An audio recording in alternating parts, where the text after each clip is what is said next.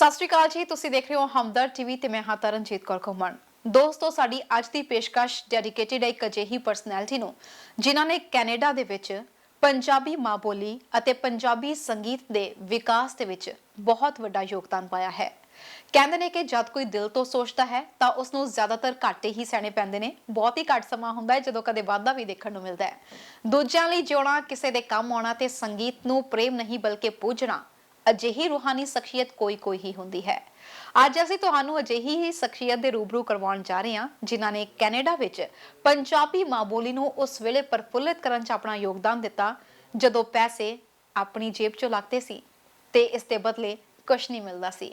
ਗੱਲ ਕਰ ਰਹੇ ਹਾਂ ਉਸ ਸ਼ਖਸੀਅਤ ਦੀ ਜਿਨ੍ਹਾਂ ਨੇ ਗੁਰਦਾਸ ਮਾਨ, ਨੂਰਾਂ ਸਿਸਟਰਸ, ਜਗਜੀਤ ਸਿੰਘ, ਚਿਤਰਾ ਸਿੰਘ ਤੋਂ ਲੈ ਕੇ ਸਤਿੰਦਰ ਸਰਤਾਜ ਤੱਕ ਨੂੰ ਕੈਨੇਡਾ ਦੇ ਸਰੋਤਿਆਂ ਦੇ ਰੂਬਰੂ ਕਰਵਾਇਆ। ਉਹ ਸ਼ਖਸ ਨੇ ਇਕਬਾਲ महल, ਜਿਨ੍ਹਾਂ ਨੇ ਮੀਡੀਆ ਦੇ ਖੇਤਰ ਵਿੱਚ 50 ਸਾਲ ਪੂਰੇ ਕਰਨ ਤੇ ਆਪਣੇ ਇਸ ਸਫ਼ਰ ਵਿੱਚ ਸਾਥ ਦੇਣ ਵਾਲੇ ਦੋਸਤਾਂ ਮਿੱਤਰਾਂ ਦਾ ਧੰਨਵਾਦ ਕਰਨ ਲਈ ਇੱਕ ਸਮਾਗਮ ਦਾ ਆਯੋਜਨ ਕਰਵਾਇਆ, ਜਿਸ ਵਿੱਚ ਇਕਬਾਲ महल ਦੀ ਜ਼ਿੰਦਗੀ ਦੇ ਵੱਖ-ਵੱਖ ਪਹਿਲੂਆਂ ਉੱਤੇ ਉਹਨਾਂ ਦੇ ਕਰੀਬੀਆਂ ਨੇ ਝਾਤ ਮਰਵਾਈ। ਇਸ ਵਿੱਚ ਚੜ੍ਹਦੇ ਤੇ ਲਹਿੰਦੇ ਪੰਜਾਬ ਦੇ ਉਹਨਾਂ ਦੇ ਕਰੀਬੀਆਂ ਨੇ ਸ਼ਿਰਕਤ ਕੀਤੀ ਅਤੇ ਇਸ ਸ਼ਾਮ ਨੂੰ ਸੰਗੀਤਮਈ ਕਰ ਦਿੱਤਾ। ਸਮਝੋ ਸ਼ਿਕਾਰ ਉਹ ਬਗਾਨੀ ਅੱਖਦਾ, ਸਮਝੋ ਸ਼ਿਕਾਰ ਉਹ ਬਗਾਨੀ ਅੱਖਦਾ, ਸੋਹਣਾ ਨੇ ਸੱਚੀ ਗੱਲ ਲੱਗਾ ਕਹਿਣ ਜੀ, ਝੂਠਿਆਂ ਨੂੰ ਸਾਡਾ ਫੁਟਕਾਰਾ ਪੈਣ ਜੀ। ਮੁੱਠ ਫੁੱਟ ਚੋ ਬੁਰੋ ਖਿਆਲ ਰੱਖਿਓ, ਮੁੱਠ ਫੁੱਟ ਚੋ ਬੁਰੋ ਖਿਆਲ ਰੱਖਿਓ, ਕੀ ਨਾ ਬਗਾਨੀ ਨੂੰ ਕਦੇ ਵੀ ਤੱਕਿਓ। ਕੱਲੀ ਕੁੜੀ ਜਾਵੇ ਖੇਤ ਨਾਲ ਦੁਪਹਿਰ ਨੂੰ, ਕੱਲੀ ਕੁੜੀ ਜਾਵੇ ਖੇਤ ਨਾਲ ਦੁਪਹਿਰ ਨੂੰ, ਕਦੇ ਨਾ ਗਵਾਂਢੀ ਨਾਲ ਪਾਈਏ ਵੈਰ ਨੂੰ। ਧੀਵੀਂ ਤੋਂ ਲੁਕਾ ਕੇ ਜਿਹੜਾ ਭੇਦ ਰੱਖਦਾ, ਧੀਵੀਂ ਤੋਂ ਲੁਕਾ ਕੇ ਜਿਹੜਾ ਭੇਦ ਰੱਖਦਾ, ਸਮਝੋ ਸ਼ਿਕਾਰ ਉਹ ਬਗਾਨੀ ਅੱਖਦਾ, ਸਮਝੋ ਸ਼ਿਕਾਰ ਉਹ ਬਗਾਨੀ ਅੱਖਦਾ ਬਈ।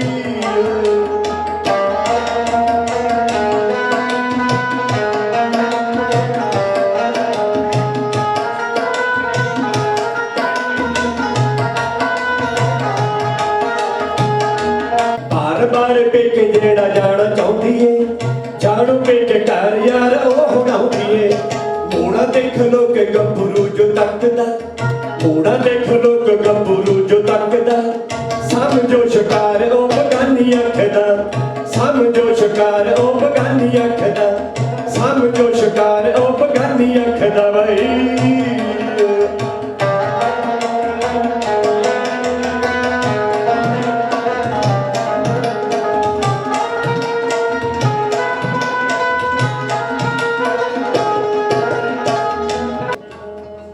ਤੁਹਾਡੇ ਸਾਹਮਣੇ ਪੇਸ਼ ਕਰ ਰਿਹਾ ਗੌਰ ਫਰਮਾਉਣਾ।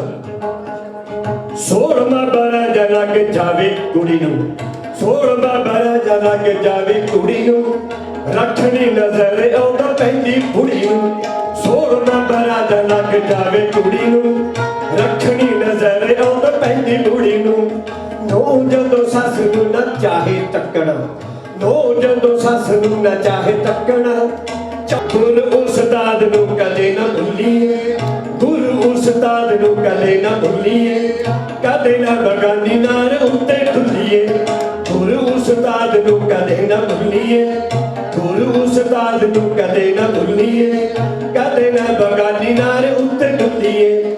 ਵੱਡਿਆਂ ਦੀ ਚਾਹੀਦੀ ਇੱਜ਼ਤ ਕਰਨੀ, ਵੱਡਿਆਂ ਦੀ ਚਾਹੀਦੀ ਇੱਜ਼ਤ ਕਰਨੀ, ਮਾਤਾ ਪਿਤਾ ਜੀ ਦੇ ਹੱਥ ਲਾਈਏ ਚਰਨੀ। ਕਦੇ ਨਾ ਸੁਣੀ ਜਾ ਕਿਸੇ ਕੋਲ ਝੁਕਦਾ, ਕਦੇ ਨਾ ਸੁਣੀ ਜਾ ਕਿਸੇ ਕੋਲ ਝੁਕਦਾ, ਸਮਝੋ ਸ਼ਿਕਾਰ ਉਹ ਬਗਾਨੀ ਅੱਖਦਾ, ਸਮਝੋ ਸ਼ਿਕਾਰ ਉਹ ਬਗਾਨੀ ਅੱਖਦਾ, ਸੋਹਣਾ ਨੇ ਸੱਚੀ ਗੱਲ ਲੱਗਾ ਕਹਿਣਾ, ਸਮਝੋ ਸ਼ਿਕਾਰ ਉਹ ਬਗਾਨੀ ਅੱਖਦਾ ਬਾਈ। ਬਹੁਤ ਬਹੁਤ ਸ਼ੁਕਰੀਆ ਤੁਹਾਡਾ।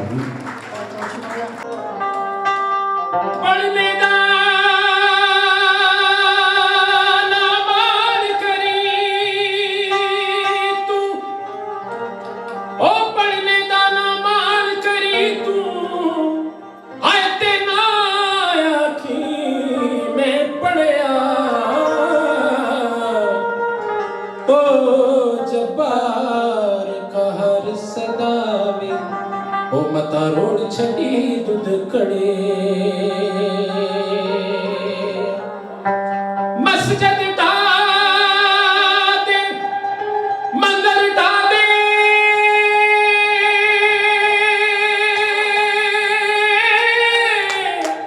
ਅਤੇ ਢਾ ਦੇ ਜੋ ਕੁਝ ਟਹਿੰਦਾ ਇੱਕ ਬੰਦਿਆਂ ਦਾ ਦਿਲ ਨਾ ਢਾਵੀਂ ਉਹ ਸੋਹਣਾ ਰੱਬ ਦੇ ਨਾਂ ਵਿੱਚ ਰਹਿੰਦਾ ਇਹਦਾ ਰੂਪ ਦਾ ਨਹੀਂ ਕਰਨਾ ਗੁਮਾਨ ਚਾਹੀਦਾ ਟੁੱਟੇ ਦਿਲਾਂ ਉੱਤੇ ਕਰਨਾ ਅਹਿਸਾਨ ਚਾਹੀਦਾ ਪੂਰਾ ਸੌਂਗ ਕਰਨਾ ਤਾਰੀਆਂ ਜੀ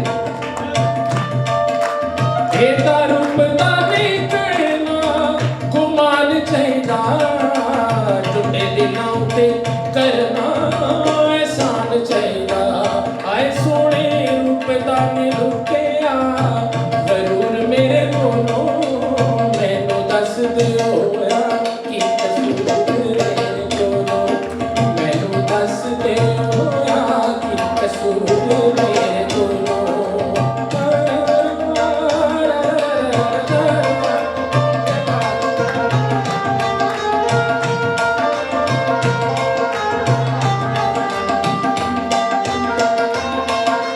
क्यों भूल गए हो कौन ते करार करके क्यों भूल गए हो कौन ते करार करके एक दुखी ने मन नाल प्यार करके एक दुखी ने मन नाल प्यार करके आज सुनो दुखा दी कहानी जरूर मेरे कोलों मैनू दस दिओ होया कि कसूर मेरे कोलों मैनू दस दिओ होया कि कसूर मेरे कोलों बेटा रुकदा हाय नवें यारां ते कदी ना इतबार करिए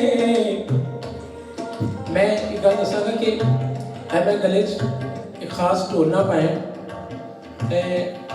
लास्ट टाइम ਜਦੋਂ ਡੈਡੀ ਤਸ਼ਰੀਫ ਲਾਏ ਸਨ ਤੇ ਮਾਨ ਸਾਹਿਬ ਨੇ ਔਰ ਉਹਨਾਂ ਦੀ ਮਦਰ ਨੇ ਇਹ ਉਹਨਾਂ ਦੇ ਗਲੇ 'ਚ ਪਵਾਇਆ ਸੀ ਔਰ ਬਲੇਸਿੰਗ ਇਹ ਜੋ ਮੇਰੇ ਨਾਲ ਹੈ ਮੈਂ ਦੱਸਣਾ ਚਾਹੁੰਦਾ ਕਿ ਉਹਨਾਂ ਦੀ ਮੈਮਰੀ ਮੈਂ ਅੱਜ ਯਾਦ ਕਰਵਾ ਰਿਹਾ ਸੀ ਆਏ ਨਵੇਂ ਯਾਰਾਂ ਤੇ ਕਦੀ ਨਾ ਇੰਤਜ਼ਾਰ ਕਰੀਏ ਮਰ ਜਾਈਏ ਜਿੱਥੇ ਇੱਕ ਵਾਰੀ ਪਿਆਰ ਕਰੀਏ ਮਰ ਜਾਈਏ ਜਿੱਥੇ ਇੱਕ ਵਾਰੀ ਪਿਆਰ ਕਰੀਏ ऐसे आ जाता ने चुका जाता तंदूर मेरे कोलों मैनू दस दे होया कि कसूर मेरे कोलों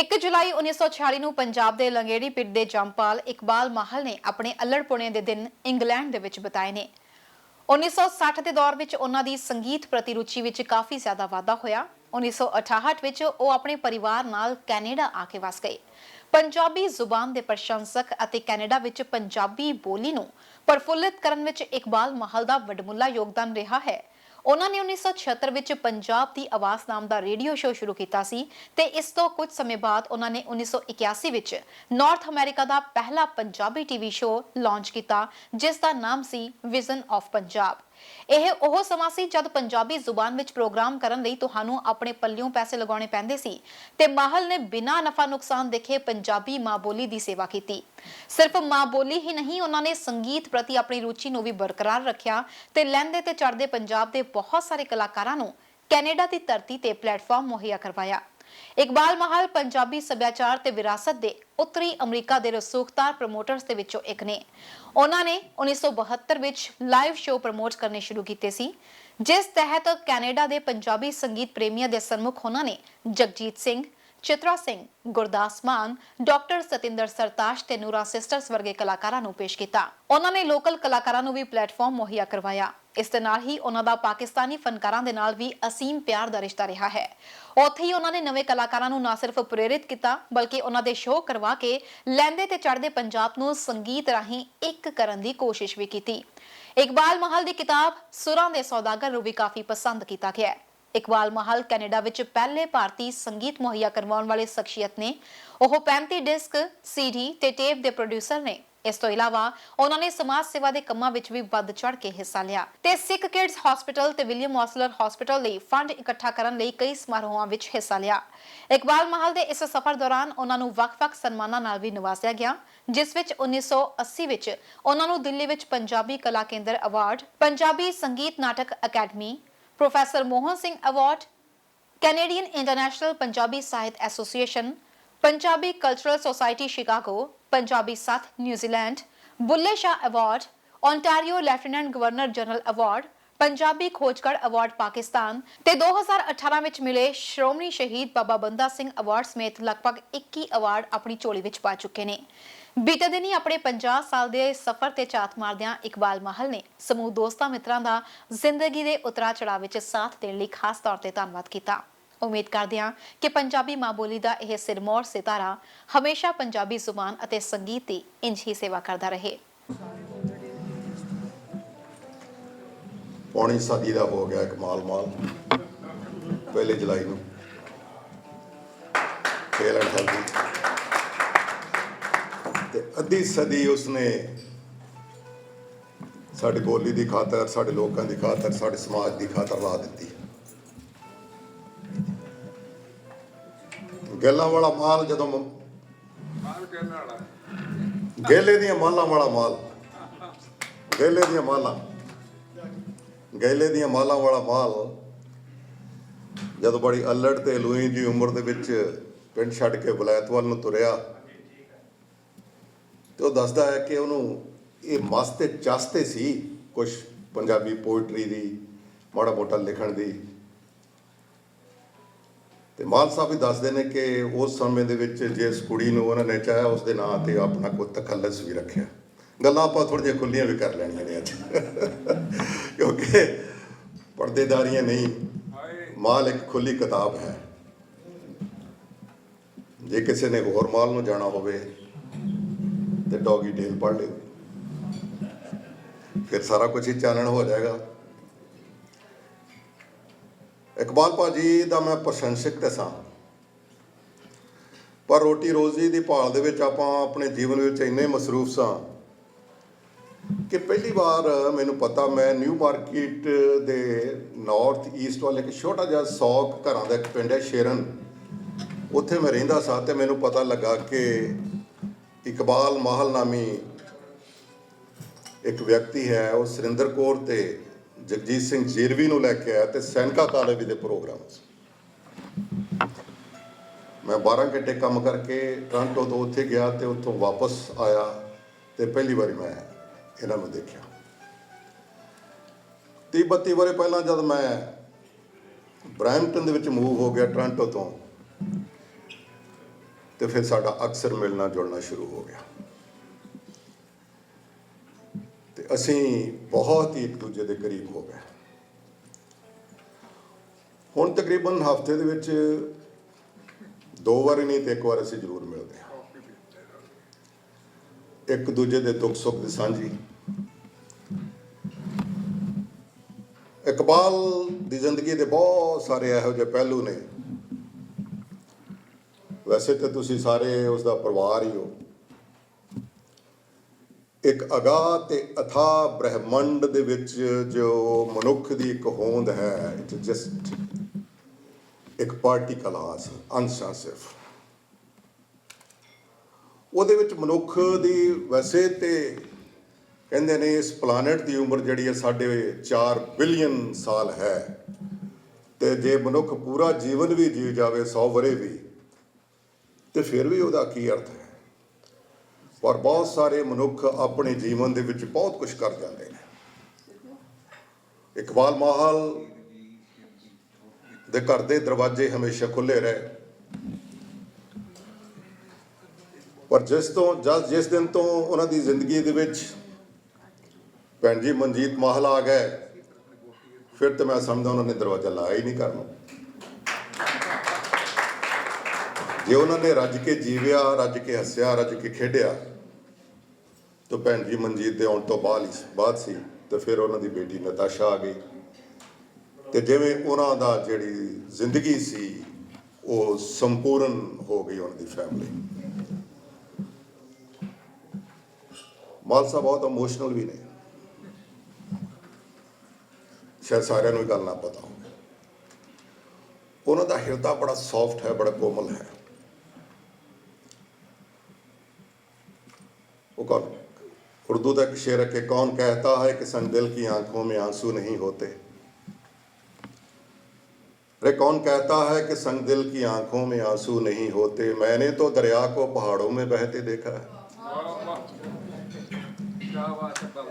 जदों कोई गलत चीज देखदा इकबाल महल कई बार इन्नी जरूरत नहीं करता कि उठ के ललकारा मार के उन्होंने कह दे कि बह जा तू गलत है, पर उसकी अखां विच अथरू जरूर आ जाते हैं। तो उसका वो अपना ढंग है, एक नवेकला ढंग है उस चीज़ को कंडैम करना कि मैं भाई तेरे नाल एग्री नहीं हाँ। माल साहब ने जिंदगी के बहुत रंग देखे ने। ब्रैम्पटन दे विच जिहड़ियां 5 पहले परिवार आके वसे उन्हां विचों एक इकबाल महल भी सी। ते अज ते मेरा ख्याल है एक स्टेट ते असीं हज़ारां की गिणती विच हाँ। माल साहब के पिता जी अंकल जी रणजीत सिंह जी माहल अंटारियो खालसा दरबार डिक्सी रोड गुरुद्वारे के जो पहले 5 फाउंडर मैंबर सन उन्होंने दे विचों एक सन। उन्होंने दे विचों सारे चल वसे ने, एक ने सरदार अवतार सिंह जी भोगल वो बिरध हो चुके ने, वो है ये देन है इन्हों की गुरु घरां नूं। इकबाल माल जिन्ना लुधियाने चंडीगढ़ ते अमृतसर इसकी जान पछाण है उन्नी ही लाहौर दे विच है, वाघियों पार भी। उत्थे भी लोग उवें उड़ीकदे ने जिवें असीं उड़ीकदे हाँ। इवें ही लोग इन्हां नूं लैस्टर दे विच कैलगरी दे विच हुणे जाके आए ने, Vancouver they which you name it, दुनिया के 7 महादीपां दे विचों 6 महादीपां दे विच इन्हां दा नाम है, लोग इन्हां नूं जाणदे ने। 7वें महादीप च आबादी नहीं है, नहीं तो लोगों ने उत्थे भी इन्हों जानना सी। असीं अरदास करते हैं कि परमात्मा इन्हों चंगी सेहत ते लंबी उम्र बख्शे। हर रुत का एक अंत होंदा है, हर ब्लॉजम जिहड़ी है कली खिड़ी है उसने भी एक दिन मुरझाना है।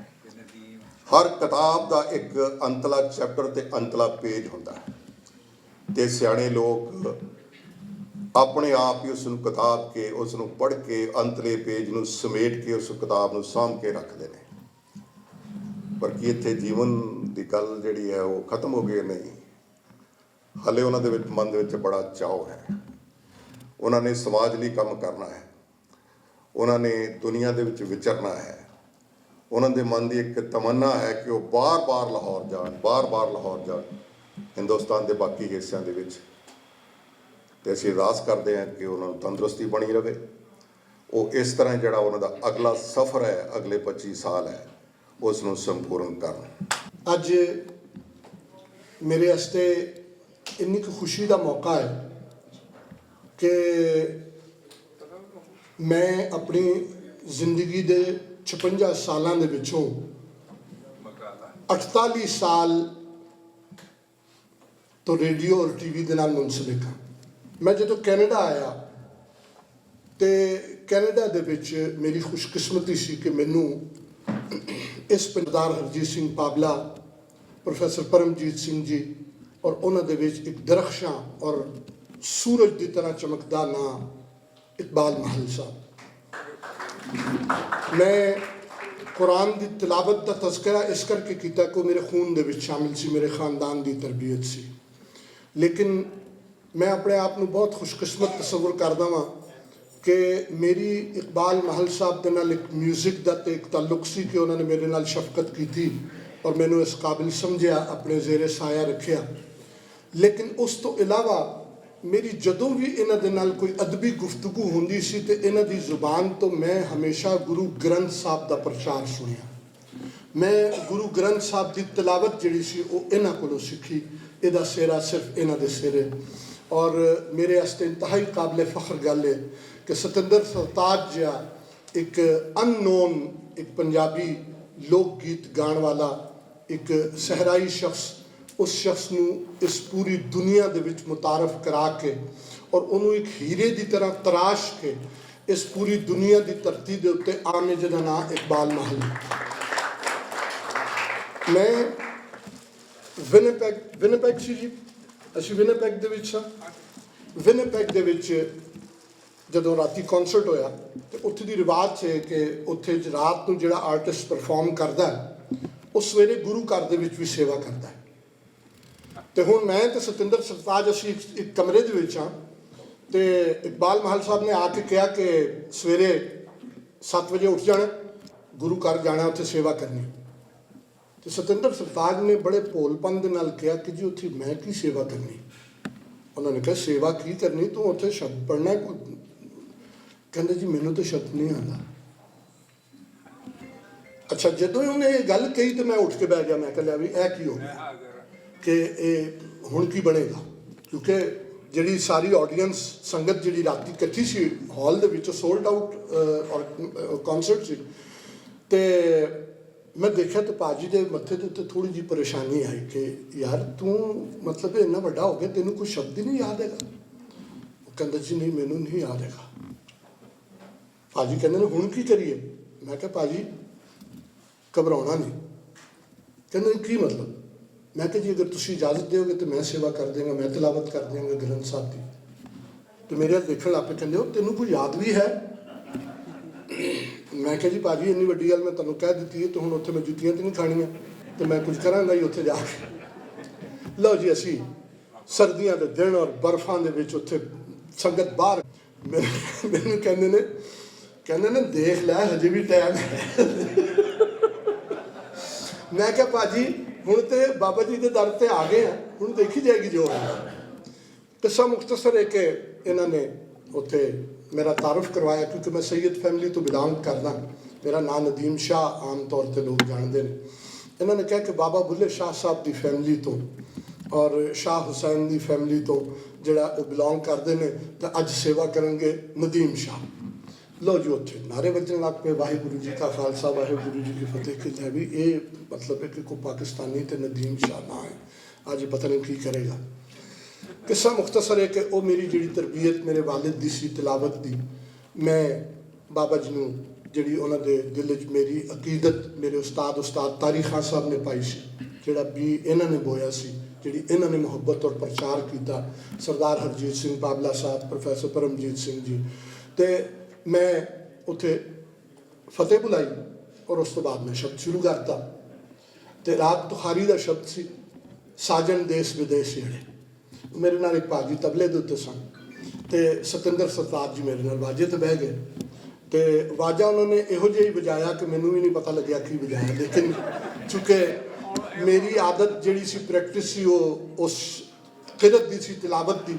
ਮੈਂ ਅੱਖਾਂ ਨੂਟ ਕੇ ਮੈਂ ਉਹ ਸ਼ਬਦ ਪੜ੍ਹਿਆ। ਉਸ ਤੋਂ ਬਾਅਦ ਮੈਂ ਕੁਝ ਸ਼ਲੋਕ ਪੜ੍ਹੇ ਔਰ ਪੜ੍ਹ ਕੇ ਤੇ ਸਾਰੀ ਸੰਗਤ ਨੇ ਮੈਨੂੰ ਗੱਲ ਨਾਲ ਲਾਇਆ, ਉਹਨਾਂ ਨੇ ਬਹੁਤ ਪਿਆਰ ਕੀਤਾ। ਔਰ ਇਹ ਸਿਰਫ ਬਦੌਲਤ ਇਹ ਸੀ ਕਿ ਇਕਬਾਲ ਮਾਹਲ ਸਾਹਿਬ ਇੱਕ ਐਸੀ ਸ਼ਖਸੀਅਤ ਨੇ ਕਿ ਜਿਹੜੀ ਪੱਥਰ ਨੂੰ ਵੀ ਅਗਰ ਮਸ ਕਰ ਦੇਣ ਤੇ ਉਹ ਸੋਨਾ ਬਣ ਜਾਂਦੀ। ਔਰ ਮੈਂ ਇਸ ਮੁਲਕ ਦੇ ਵਿੱਚ ਇਕੱਲਾ ਆਇਆ ਸਾਂ 21 ਸਾਲ ਪਹਿਲੇ। ਮੈਨੂੰ ਅਗਰ ਕੋਈ ਪਿਆਰ ਇੱਕ ਫੈਮਿਲੀ ਦਾ ਔਰ ਇੱਕ ਘਰ ਦਾ, ਇੱਕ ਘਰ ਗ੍ਰਸਤੀ ਦਾ ਅਗਰ ਮਿਲਿਆ ਹੈ ਔਰ ਉਹ ਛਤਰ ਛਾਂ ਜਿਹੜੀ ਹੈ ਉਹ ਮੈਨੂੰ ਇਕਬਾਲ ਮਾਹਲ ਸਾਹਿਬ ਨੇ ਪੇਸ਼ ਕੀਤੀ। ਮੇਰੇ ਭੈਣ ਜੀ ਤਸ਼ਰੀਫ ਫਰਮਾ ਨੇ, ਅੱਲਾਹ ਤਾਲਾ ਇਹਨਾਂ ਨੂੰ ਸਲਾਮਤ ਰੱਖੇ ਕਿ ਮੈਂ ਆਪਣੀ ਜ਼ਿੰਦਗੀ 'ਚ ਬਹੁਤ ਕਮ ਐਸੇ ਖੂਬਸੂਰਤ ਲੋਕ ਦੇਖੇ ਨੇ। ਬਿਗ ਹੈਂਡ ਫॉर ਇਕਬਾਲ ਮਾਹਲ ਸਾਹਿਬ। ਔਰ ਮੇਰੀ ਜ਼ਾਤੀ ਤੌਰ 'ਤੇ ਖੁਸ਼ਕਿਸਮਤੀ ਹੈ ਕਿ ਮੇਰੇ ਜੇ ਨਾਚੀਜ਼ ਨੂੰ ਬਿਲਕੁਲ ਮੈਨੂੰ ਆਪਣੇ ਬਾਰੇ ਕਤਨ ਕੋਈ ਗਲਤਫਹਿਮੀ ਨਹੀਂ ਹੈਗੀ। ਮੇਰੇ ਜੇ ਨਾਚੀਜ਼ ਨੂੰ ਵੀ ਇਹਨਾਂ ਨੇ ਆਪਣੇ ਨਾਲ ਰੱਖ ਕੇ ਔਰ ਪੂਰੇ ਕੈਨੇਡਾ ਦੀ ਸੈਰ ਕਰਾਈ। ਮੇਰੇ ਕੋਲੋਂ ਕਿੱਥੋਂ ਸੈਰ ਹੋਣੀ ਸੀ, ਮੈਂ ਤਾਂ ਇੱਥੋਂ ਸਕਾਰਬਰੋ ਗਿਆ 7 ਸਾਲ ਹੋ ਗਏ। ਬਹੁਤ ਜ਼ੋਰਦਾਰ ਤਾਲੀਆਂ ਇਕਬਾਲ ਮਾਹਲ ਸਾਹਿਬ।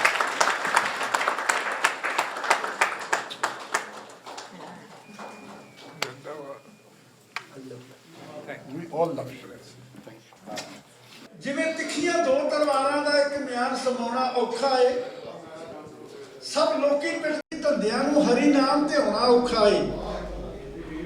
ਧਨ ਕਲਗੀ ਧਰਜੀ ਚਾਰ ਮੋਏ ਪੁੱਤ ਇੱਕ ਮਰਵਾਉਣਾ ਔਖਾ ਏ। ਲਿਟ ਲਿੰਦਾ ਹਰ ਕੋਈ ਫੁੱਲਾਂ ਤੇ ਕੰਡੀਆਂ ਤੇ ਸੋਣਾ ਔਖਾ ਏ। ਗੱਲ ਮੂੰਹੋਂ ਹਰ ਕੋਈ ਕਹਿ ਲੈਂਦਾ ਪਰ ਬੋਲ ਪਗਾਉਣਾ ਔਖਾ ਏ। ਸੁਰਮਾ ਤਾਂ ਹਰ ਕੋਈ ਪਾ ਲੈਂਦਾ ਪਰ ਸੁਰਮਾ ਮਟਕਾਉਣਾ ਔਖਾ। ਪਰ ਸੱਚਮੁੱਚ ਇਕਬਾਲ ਨੂੰ ਸੁਰਮਾ ਮਟਕਾਉਣਾ ਆਉਂਦਾ। ਪਹਿਲੀ ਵਾਰ ਗੁਰਸੇਵਕ ਆਇਆ, ਜੀ ਆਇਆਂ ਨੂੰ, ਬਹੁਤ ਪਿਆਰ ਹੈ।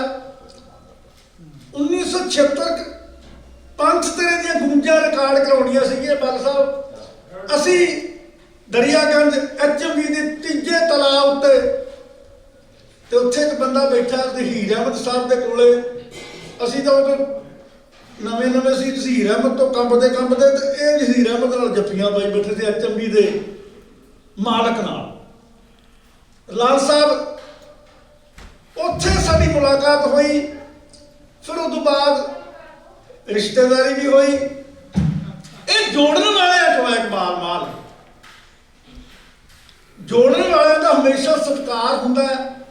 ਸੜਦੇ ਬਲਦੇ ਰਿਸ਼ਤਿਆਂ ਵਿੱਚ ਵੀ ਇਕਬਾਲ ਮਾਲ ਨੇ ਭਾਰਤ ਤੇ ਪਾਕਿਸਤਾਨ ਦੇ ਲੋਕਾਂ ਨੂੰ, ਭਾਰਤ ਤੇ ਪਾਕਿਸਤਾਨ ਦੇ ਪੰਜਾਬੀਆਂ ਨੂੰ ਆਪਸ ਵਿੱਚ ਜੋੜ ਕੇ ਰੱਖਿਆ। ਉਹ ਮੈਨੂੰ ਪੁਰਾਣੀਆਂ ਬੇਬੇ ਹੋਣਾ ਦੀ ਗੱਲ ਯਾਦ ਹੈ, ਜਿਵੇਂ ਬਲ ਸਾਹਿਬ ਕਹਿੰਦੇ ਸੀ ਖੁੱਲੀ ਜੀ ਗੱਲ ਵੀ ਕਰ ਲਈ। ਪਾਰਸ ਕਹਿੰਦਾ ਹੁੰਦਾ ਸੀ, ਹੈ ਨਾ, ਇਕਬਾਲ ਮਾਲ ਨੂੰ ਪਾਰਸ ਨੇ ਵੀ ਕਿਹਾ ਸੀ ਵੀ ਮਾਰ ਨਹੀਂ ਖਾਂਦਾ ਤੂੰ, ਹੈ ਨਾ, ਥਾਪੜਾ ਦਿੱਤਾ ਸੀ। ਉਹ ਜੋੜਨ ਵਾਲਾ ਇਉਂ ਹੁੰਦਾ ਵੀ ਉਹ ਕਿਤੇ ਕਿਸੇ ਦੇ ਮਿਸਕੈਰੇਜ ਹੋ ਗਈ, ਬੇਬੀ ਬੱਚਾ ਬੋਰਨ ਹੋਣ ਤੋਂ ਪਹਿਲਾਂ ਹੀ, ਤੇ ਬੁੜੀਆਂ ਇੱਕ ਦੋ ਕਹਿਣ ਕੁੜੇ ਬੜਾ ਮਾੜਾ ਹੋਇਆ, ਮੁੰਡਾ ਹੋਣਾ ਸੀ, ਜਵਾਨ ਹੋ ਜਾਂਦਾ, ਵਿਆਹੁਣ ਜੋਗਾ ਹੋ ਜਾਂਦਾ, ਸਿਹਰੇ ਬੰਨ੍ਹਦੇ। ਇੱਕ ਇਕਬਾਲ ਮਾਲ ਵਰਗੀ ਸਿਆਣੀ ਜੀ ਆਈ, ਉਹ ਕਹਿੰਦੀ ਭਾਈ ਰੋਣਾ ਧੋਣਾ ਬੰਦ ਕਰੋ, ਜਵਾਕ ਤਾਂ ਸਾਲ ਨੂੰ ਫੇਰ ਹੋ ਜੂ, ਦੋ ਸਿਰ ਜੁੜਦੇ ਚਾਹੀਦੇ ਆ, ਦੋ ਸਿਰ ਜੁੜਦੇ ਚਾਹੀਦੇ। ਤਾਂ ਮੈਂ ਬਹੁਤ ਖੁਸ਼ ਹਾਂ। ਸਾਡੀ ਜਿਹੜੀ ਰੇਡੀਓ ਟੈਲੀਵਿਜ਼ਨ ਦੀ ਇੰਡਸਟਰੀ ਆ, ਉਹ ਪ੍ਰਫੁੱਲਤ ਨਹੀਂ ਸੀ ਹੋ ਸਕਦੀ ਪੂਰੇ ਕੈਨੇਡਾ ਭਰ ਵਿੱਚ, ਉੱਤਰੀ ਅਮਰੀਕਾ ਵਿੱਚ, ਜੇ ਇਕਬਾਲ ਮਾਲ ਉਹਦਾ ਬੂਟਾ ਨਾ ਲਾਉਂਦਾ। ਇਹ ਬੂਟਾ ਇਕਬਾਲ ਮਾਲ ਨੇ ਲਾਇਆ, ਉਹਨਾਂ ਸਮੇਂ 'ਚ ਲਾਇਆ ਜਦੋਂ ਪੱਲਿਓਂ ਪੈਸੇ ਪਾਉਂਦੇ ਸੀ। ਅਸੀਂ ਤਾਂ ਅੱਜ ਕਮਾਉਨੇ ਆ ਨਾ ਪੈਸੇ ਉਹਦੇ 'ਚੋਂ, ਪਰ ਇਕਬਾਲ ਨੇ ਘਰ ਫੂਕ ਤਮਾਸ਼ਾ ਦੇਖਿਆ ਆਪਦੇ ਪੱਲਿਓਂ ਪੈਸੇ ਲਾ ਕੇ। ਔਰ ਜਿਵੇਂ ਹੁਣੇ ਨਦੀਮ ਸ਼ਾਹ ਜੀ ਕਹਿੰਦੇ ਸੀ, सचमुच नदीम शाह, मैं दो शेर पढ़ने उर्दू दे। एक तो कहता गुत्तो तरक्की इसी को कहते हैं, जब तराशा ना था तो पत्थर थे, जब तराशा तो भगवान बन गए। और एक होर जेड़े एहसान फरामोश आ उन्हां लई कि इन्हीं के हाथों के तराशे हुए पत्थर आज मंदिर में भगवान बने बैठे हैं। पर बहुत सारे इकबाल माल का वड्डी गिणती विच कदर करते हैं। शौकत अली साहब तुर गए, अपन उन्होंने याद करते हैं। हरभजन मान ने विशेष सुनेहा भेजिया, गुरसेवक नूं भेजिया, बलजिंदर लिलणे ने मेरे राही सुनेहा भेजिया। और सचमुच इकबाल माल सूई की तरह जोड़ते हैं। मैं गल कह के समाप्त कर लग्या, एक सूई हुंदी है बीबीओ, एक कैंची हुंदी है, दोनों स्टील तो बनदियां। जौल साहब, सूई टेलर मास्टर की पग ते रहिंदी है ऐन सिरे ते, जिवें इकबाल माल का सत्कार तुहाडे सारियां दे, ये सिर दा ताज अपने सारियां दे। सचमुच मैं पंजाब इन्हां नाल सफ़र कीता, इन्हां दी अगवाई च कीता। तकरीबन 10 कॉलेजिस विच असीं वख-वख थावां ते पंजाबीयत नूं प्रमोट करन वास्ते गए। निर्मल जौड़ा, जसमेर ढट्ट, गुरभजन गिल, वो सारे सज्जन साडे नाल सीगे। अशोक भौरा अमरीका वाला, एस अशोक भौरा हरजीत। एक सूई हुंदी है, वो सिर दे ऐन ताज विच रहिंदी है टेलर मास्टर दे, ते एक कैंची हुंदी है, वो पैरां च रुलदी रहिंदी है। ते कैंची नूं आकड़ भी मैं लंबी लंजी बड़ी हाँ, मेरियां 2 धारां मैं सोहनी सुरखी जादे हैं। वो सूई दे गल पै गई, कहंदी गल सुन कुड़े, तू धख जिन्नी है पर तेरी टौर बड़ी है। ते सूई कैंची नूं हौली कहंदे ने, कहंदी भैणे ये तां आपो अपणियां करतूतां दा फल है। ਉਹ ਕਹਿੰਦੀ ਕੁੜੇ तेरे नालों मेरियां करतूतां की माड़ियां। ਉਹ ਕਹਿੰਦੀ ਭੈਣੇ तेरे मूहरे 50,000 रुपये मीटर का कपड़ा लिया के रख दिए कैंचीए, ਤੂੰ ਕੱਟ ਕੇ ਲੀਰੋ ਲੀਰ ਕਰਕੇ ਤੇ ਉਹ ਛੱਡ ਦਿੰਦੀ ਹੈ। ਤੇ ਮੈਨੂੰ ਮੇਰੇ ਮਾਲਕ ਨੇ ਤੌਫੀਕ ਦਿੱਤੀ ਹੈ ਕਿ ਮੈਂ ਤੇਰੀਆਂ ਕੱਟੀਆਂ ਹੋਈਆਂ ਲੀਰਾਂ ਨੂੰ ਟਾਂਕੇ ਲਾਉਣੀ ਹੈ। ਉਹ ਕਿਸੇ ਦਾ ਸਲਵਾਰ ਕਮੀਜ਼, ਕਿਸੇ ਦਾ ਕੁੜਤਾ ਪਜਾਮਾ ਬਣਦਾ ਹੈ ਤੇ ਬੰਦੇ ਦਾ ਨੰਗ ਢਕਿਆ ਜਾਂਦਾ ਹੈ। ਪੰਜਾਬੀ ਦਾ ਇੱਕ ਸ਼ਾਇਰ ਕਹਿੰਦਾ, ਸੂਈ ਸੁਹਾਗਾ ਸੁਗੜ ਨਰ, ਇਕਬਾਲ ਮਾਹਲ ਵਰਗਾ ਸੁਗੜ ਨਰ, ਸੂਈ ਸੁਹਾਗਾ सुगड़ नर करे अनेक से एक, कैंची कलवतरी दुष्ट नर करे एक से अनेक। तो सूई जोड़ती है।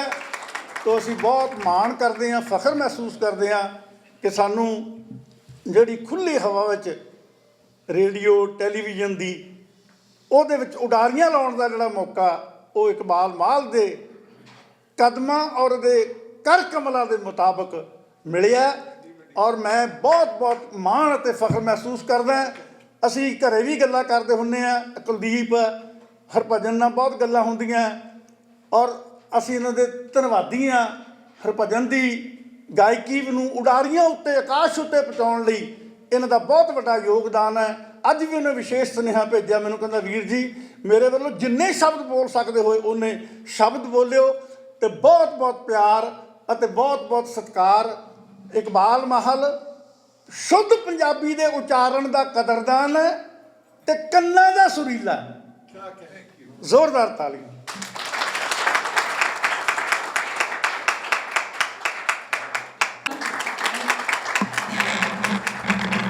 ਸੇਵਕ ਆ ਜਾ ਕਾਕਾ, ਜਿਹੜਾ ਸੇਵਕ ਹੁੰਦਾ ਸੀ ਨੀਤੀ ਚੌਕੀ 'ਚ ਪੜ੍ਹਦਾ, ਉੱਡੀ ਕੇ ਸਰੰਗੀ ਹੁੰਦੀ ਸੀ।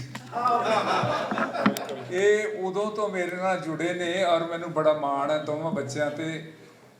ਲੋਕੀ ਆਉਂਦੇ ਜਾਂਦੇ ਬਹੁਤ ਰਹੇ ਨੇ, ਪਰ ਜਿਹੜੀ ਸਿੰਸੈਰਿਟੀ ਬਾਪੂ ਜੀ ਪਾਰਸ ਜੀ ਨੇ ਇਹਨਾਂ ਨੂੰ ਸਿਖਾਈ ਹੈ, ਸਰਦਾਰ ਰਣਜੀਤ ਸਿੰਘ ਸਿੱਧਵਾਂ ਉਹਨਾਂ ਨੇ ਗੁਣ ਦਿੱਤਾ ਕਿ ਵਫਾਦਾਰੀ ਪਾਲੋ। ਤੁਸੀਂ ਸੀਰ ਸਾਹਿਬ ਦਾ ਜ਼ਿਕਰ ਕਰਦੇ ਸੀ, ਕਾਕੇ ਨੇ ਮੈਨੂੰ ਕਿਹਾ ਪਹਿਲਾਂ ਚਲੋ ਮੇਰੀ ਚਿੱਠੀ ਲੈ ਗਿਆ, ਜ਼ਹੀਰ ਸਾਹਿਬ ਨੇ ਤੋਰ ਦਿੱਤਾ। ਫਿਰ ਆਈ ਅਗਲੇ ਸਾਲ ਉਹ ਇਹ 3 ਵੀਲਰ 'ਚ ਬਹਿਣ ਲੱਗੇ ਤਾਂ ਉਹਨੇ ਆਪਣਾ ਚਪੜਾਸੀ ਭੇਜ ਕੇ ਕਿਹਾ ਉੱਪਰ ਆ ਜਾ।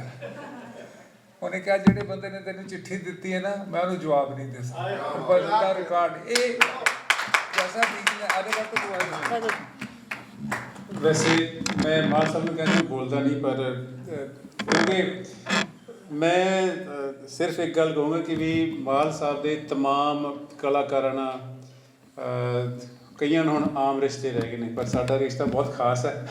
मेरे लिए बहुत प्यार है इन्हां वास्ते। सो इन्हां दा बहुत ਵੱਡਾ ਹੱਥ ਹੈ।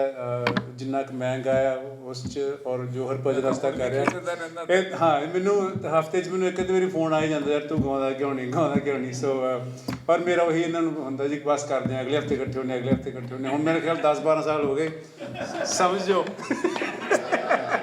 ਸੋ ਥੈਂਕ ਯੂ, ਬਹੁਤ ਮੁਬਾਰਕਾਂ ਤੁਹਾਨੂੰ। ਔਰ ਅਸੀਂ ਲੱਕੀ ਹਾਂ, ਕਿ ਤੁਸੀਂ ਸਾਡੀ ਜ਼ਿੰਦਗੀ ਦਾ ਹਿੱਸਾ ਹੋ ਔਰ ਬਹੁਤ ਅੱਛਾ ਲੱਗਦਾ। Thank you. ਚੱਕਰ ਇਹ ਆ, ਇੱਧਰ ਆ ਤੁਸੀਂ, ਇੱਧਰ ਆ। ਅੱਛਾ, ਬਾਪੂ ਸਰਦਾਰ ਕਰਨੈਲ ਸਿੰਘ ਜੀ ਪਾਰਸ ਕੋਈ PhD ਪਾਸ ਨਹੀਂ ਸੀ, ਪਿੰਡ ਦੇ ਗ੍ਰੰਥੀ ਤੋਂ ਊੜਾੜਾ ਸਿੱਖੇ ਸੀ, ਪਰ ਪੜ੍ਹਨ ਦਾ ਸ਼ੌਕ ਸੀ।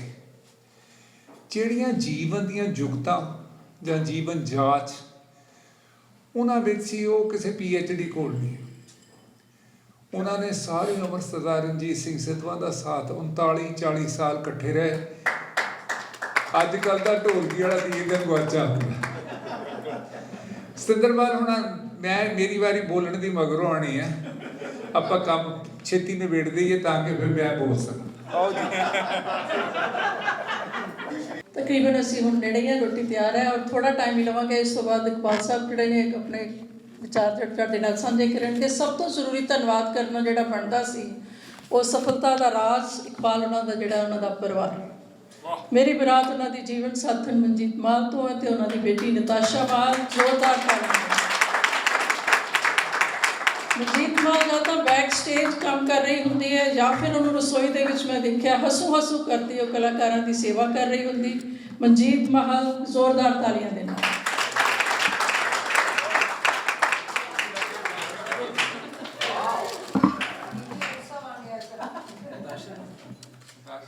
ਨਤਾਸ਼ਾ ਤੁਸੀਂ ਆ ਜਾਓ। ਨਤਾਸ਼ਾ ਮਾਲ, ਇਹਨੂੰ ਤੁਸੀਂ ਵੀ ਤੇ ਨਤਾਸ਼ਾ ਨੂੰ ਅਕਸਰ ਸੁਣਦੇ ਰਹਿੰਦੇ ਹੋ, ਬਹੁਤ ਹੀ ਪਿਆਰੀ ਬੱਚੀ ਹੈ ਨਤਾਸ਼ਾ ਮਾਨ।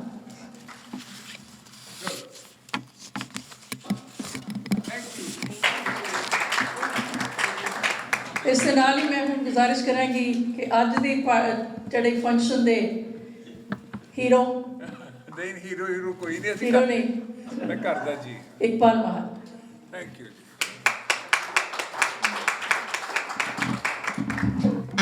ਇਹ ਤਾਂ ਮੈਨੂੰ ਚੰਗਾ ਲੱਗੇ, ਮੈਂ ਸੁਣਾਉਣ ਤੋਂ ਨਹੀਂ ਡਰਦਾ। ਬਲ ਸਾਹਿਬ ਨੇ ਆਪਣੇ ਬੜੇ ਵਿਚਾਰ ਸਾਂਝੇ ਕੀਤੇ, ਹਸਾਇਆ ਵੀ ਤੇ ਅਸਲੀਅਤ ਵੀ ਦੱਸੀ। ਸਤਿੰਦਰ ਬਾਲ ਹੁਣਾਂ ਨਾਲ ਮੇਰੀ ਦੋਸਤੀ ਵੀ ਹੈ, ਨੇੜ ਅਸੀਂ ਬੜੇ ਕਲੋਜ਼ ਫਰੈਂਡਸ ਵੀ ਹਾਂ। ਮੈਨੂੰ ਯਾਦ ਆ ਜਦੋਂ ਇਹ ਰਿਕਾਰਡਿੰਗ ਕਰ ਰਿਹਾ ਸੀ ਤੇ ਪੰਥ ਤੇਰੇ ਦੀਆਂ ਗੂੰਜਾਂ ਜੁਗੋ ਜੁਗ ਪੈਂਦੀਆਂ ਰਹਿਣਗੀਆਂ। ਮੇਰੇ ਖਿਆਲ ਤੁਹਾਡੇ ਤਾਏ ਦੇ ਲੜਕਾ ਸੀ ਚਮਕੌਰ ਸੀ ਕਿ ਉਹਨੇ ਇੱਕ ਜਗ੍ਹਾ ਆਵਾਜ਼ ਲਾਈ ਹੋ ਇਸ ਤਰ੍ਹਾਂ, ਤੇ ਜਿਹੜਾ ਬੂਟਾ ਸਿੰਘ ਬਲਾਸਪੁਰੀ ਸਰੰਗੀ ਵਜਾ ਰਿਹਾ ਸੀ ਉਹਦਾ ਬੋ ਜਿਹੜਾ ਘੁੰਗਰੂ ਸੀ ਉਹ ਸਭ ਤੇ ਨਹੀਂ ਆਇਆ। ਤੇ ਜ਼ੀਰ ਸਾਹਿਬ ਨੇ ਕਿ ਇਸਕੋ ਮਿਟਾ ਦੋ ਔਰ ਰਿਕਾਰਡਿੰਗ ਕਰੋ। ਮੈਂ ਉਹਨਾਂ ਨੂੰ ਕਿਹਾ ਜੀ ਇਹ ਰਿਕਾਰਡਿੰਗ ਨਾ ਮਿਟਾਇਓ, ਉਹਨਾਂ ਨੂੰ ਹੋਰ ਕਰ ਲਓ, ਤੁਹਾਡੇ ਕੋਲ ਬਥੇਰੀ ਟੇਪ ਪਈ ਹੈ। ਮੇਰੇ ਖਿਆਲ 3-4 ਟੇਕਾਂ ਹੋਈਆਂ, ਉਸ ਨੌਜਵਾਨ ਤੋਂ ਮੁੜ ਕੇ ਆਵਾਜ਼ ਨਹੀਂ ਲੱਗੀ। ਹੁਣ ਕਿਹੜਾ ਜਾਦੂ ਸੀ ਰੱਬ ਜਾਣਦਾ, ਪਰ ਜਦੋਂ ਉਹ ਰਿਕਾਰਡ ਆਇਆ ਉਹੀ ਘੁੰਗਰੂ ਜਿੱਥੇ ਗਲਤ ਵੱਜੇ ਉਹ ਬਣ ਕੇ ਆਇਆ। ਹਾਂਜੀ ਸ਼ਾਹ ਜੀ ਜੀ ਕੁਛ ਨਹੀਂ, ਉਹਨਾਂ ਦਾ ਹੁਕਮ ਹੈਗਾ ਡਾਇਰੈਕਸ਼ਨ ਜਿਹੜੀ ਤੁਹਾਡੇ ਮੇਰੇ ਮੂੰਹ ਵਾਲੇ ਕਰ। ਅੱਛਾ, ਦਰਅਸਲ ਮੈਂ ਸੱਚ ਬੋਲਣ ਤੋਂ ਡਰਦਾ ਨਹੀਂ।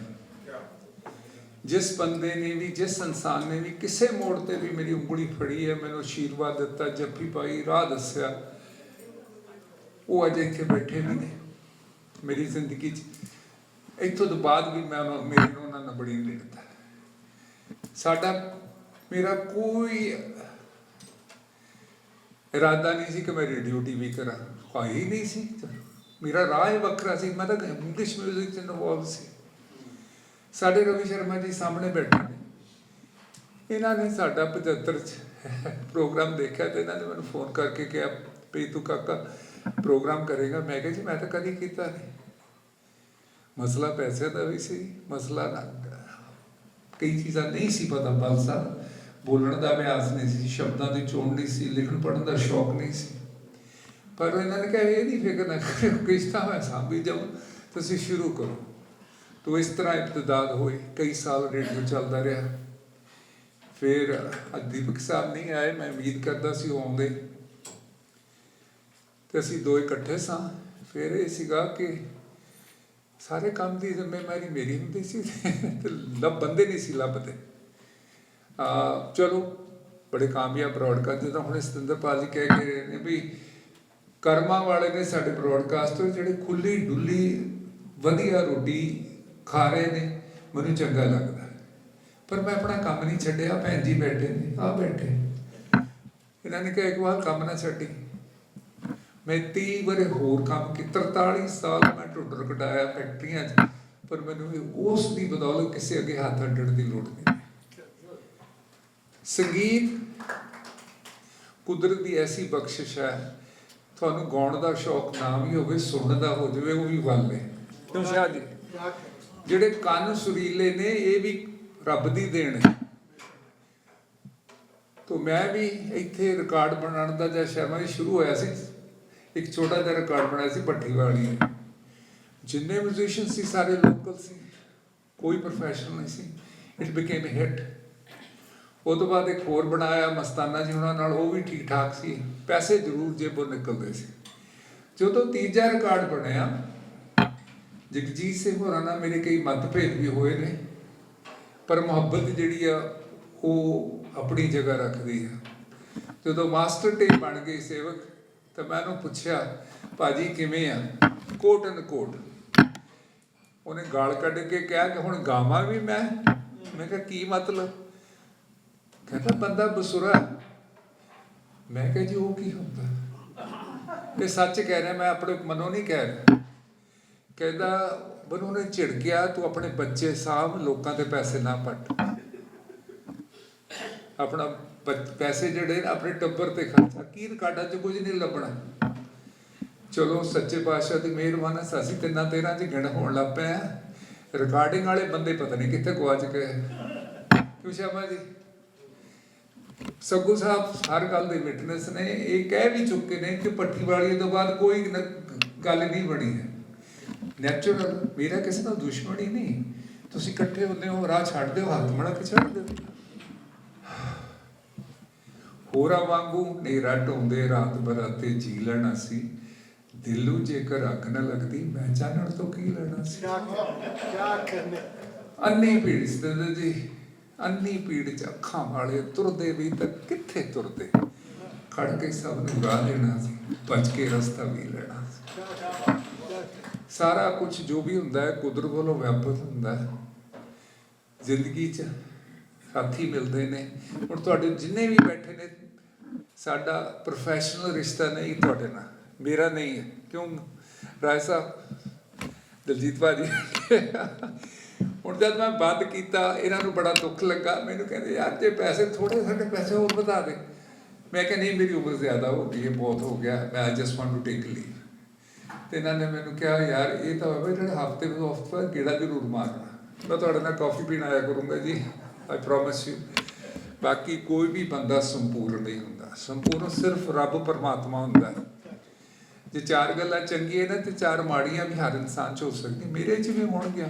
ਮੈਂ ਤੱਤਾ ਬਹੁਤ ਛੇਤੀ ਹੋ ਜਾਂਦਾ, ਮੈਨੂੰ ਬਚਾ ਲੈਂਦੀ ਮੇਰੀ ਮੈਡਮ। ਪਰ ਮੈਂ ਅੰਤ 'ਚ ਹੀ ਕਹਾਂਗਾ, ਮੈਂ ਕਰਮਾਂ ਵਾਲਾ ਕਿ ਤੁਸੀਂ ਮੈਨੂੰ ਸਾਥ ਦਿੱਤਾ।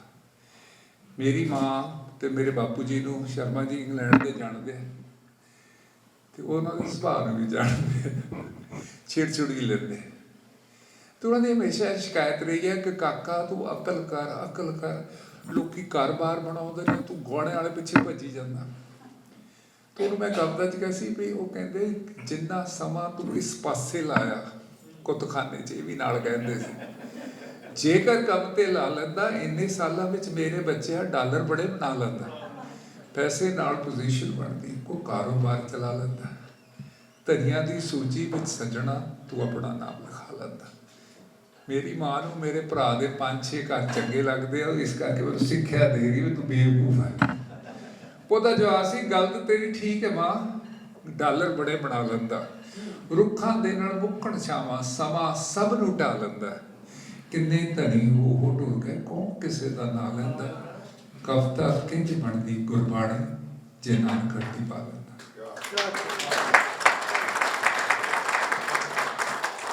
ਮੈਂ 2 ਖਬਰਾਂ ਤੁਹਾਡੇ ਨਾਲ ਸਾਂਝੀਆਂ। ਇੱਕ ਤਾਂ ਇਹ ਹੈ ਕਿ ਜਿਹੜੀ ਉਹ ਸਾਡੇ ਹਿੰਦ ਪਾਕ ਦੇ ਪੰਜਾਬੀਆਂ ਦੀ ਸਾਂਝ ਦੀ ਗੱਲ ਅਸੀਂ ਕਰਦੇ ਆ। ਆਹ ਭਾਈ ਸਾਹਿਬ ਮੇਰੇ ਨਾਲ ਸੀ, ਅਸੀਂ ਲਾਹੌਰ ਗਏ ਸਾਂ ਜੀ, ਤੇ ਉੱਥੇ ਦੀ ਜਿਹੜੀ ਪੰਜਾਬ ਸਰਕਾਰ ਦਾ ਕਲਚਰ